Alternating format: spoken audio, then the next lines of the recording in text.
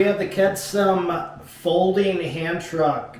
We got this as a demo, and I'm just gonna show you. They got easy instructions, just 1, 2, 3, and basically it's just a foldable hand truck, and it comes with straps on it. So basically you want to unfold this, put your foot on it, and then retract it out.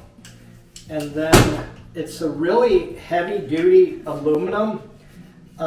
It's real solid. I tried to look up who or where it's made, so it doesn't really say, but to me it seems like a kind of a German engineering in a way, but it's real solid. We did lift some heavy cabinets with this just to see what it would do, but you can use this for your suitcase, your laptop, flip these over top, and then you could pull it behind you, or it'll swivel around so you can run it like a regular suitcase. But I would recommend this if you're gonna buy it. We got a link below. You can get a discount on this.